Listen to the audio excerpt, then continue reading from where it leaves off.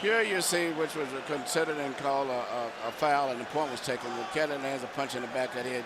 And I don't think it was so much just from that one. I think throughout the fight he's been doing that. At least Bernard has been bringing it to the attention to the referee. So it was finally just accumulation of the referee making a decision to just take a point away. CompuBox averages through the 8th round. Hopkins 13 out of 44.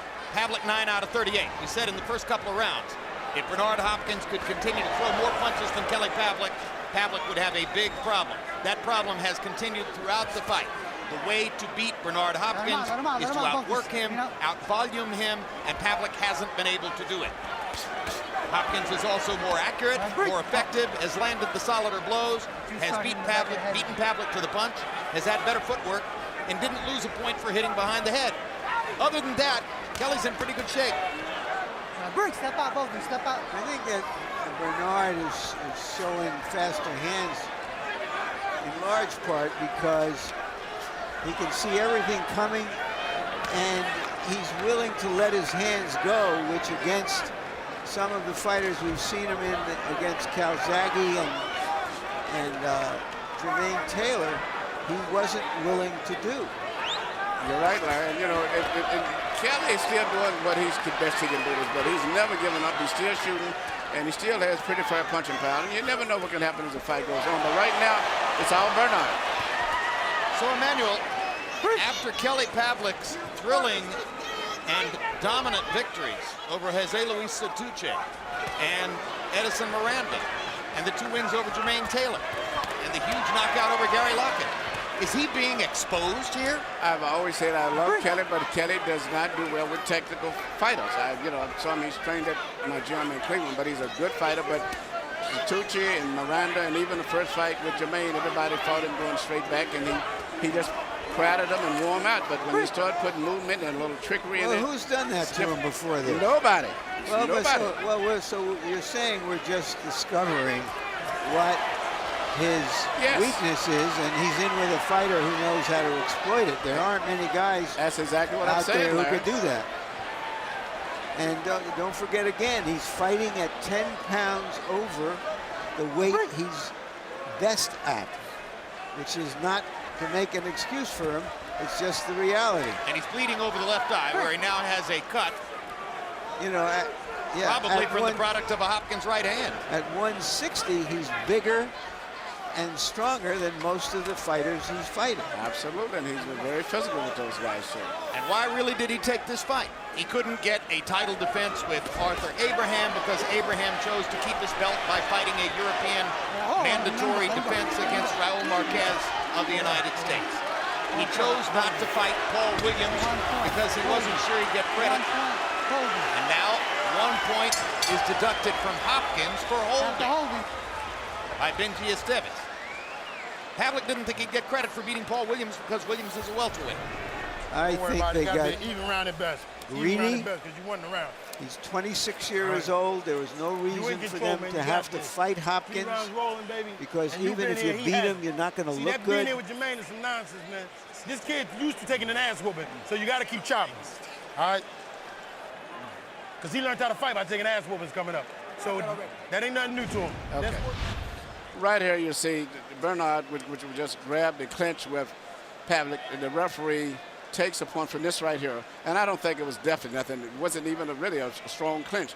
I think the referee was just trying to balance out taking a point away from Kelly Pavlik. And he was looking for any excuse to do that so he won't be criticized.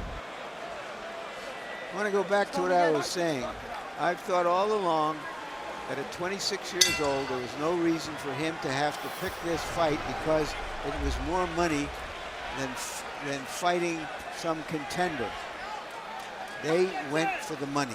100%. Harold, how do you have it through 9? I'll get you 8 rounds to 1, 88, 81, Bernard Hopkins. You know, I got to say something about Benji Esteves. Number one, he should have never taken that point for the rabbit punch because he never won Kelly Pavlik. I mean, you got to win a guy 3 times before you take a point, and that's all there is to it. Then he goes and he takes a point from Hopkins for holding, and he never won Hopkins. I mean, give me a break, guys. I'm sick of watching referees in this fight when I want to watch the fight.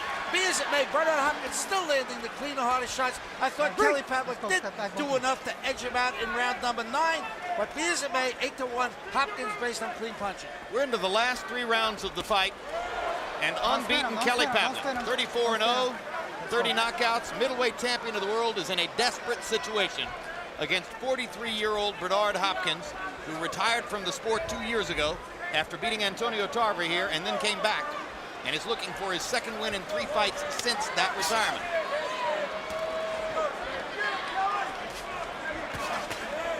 Jack Lowe, Kelly Pavlik's trainer, trumpeted long and loud before the fight that his fighter would be the first to knock out Bernard Hopkins. Now he needs to be the first to knock out Bernard Hopkins to have a chance to score a win by which, or for which he was favored in betting odds by 4-1. Pavlik landed a pretty good right hand, and Hopkins walked right through it. And he returned 2 punches right back. I mean, immediately, right away before you could even put the scores, they say, in the computer. Bernard returned and counted right back. So, to me, he's winning this round, and I thought he won the last round, too, still.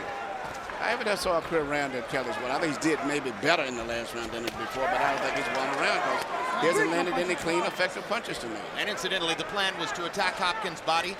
The right hand that Hopkins just landed to the body was probably a better shot than anything Pavlik has landed to Hopkins' ribcage all night long. Which says a lot about what he's done in this fight. From the standpoint of youth upending age, it may turn out to be the second most dramatic story in the history of the sport, behind only George Foreman's knockout victory over Michael Moore November 5, 1994, to gain the legitimate championship of the heavyweight division at age 45. And remember, he did that with 1 punch, and he had lost every round, but Bernard is winning this fight decisively from the first round to the last round.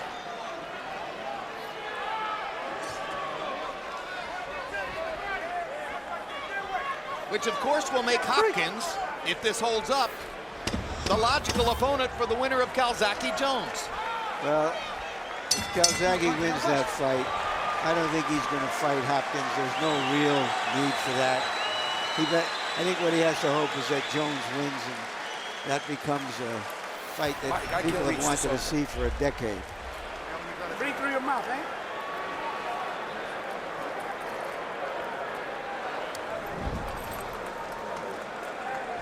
Breathe through your mouth, baby.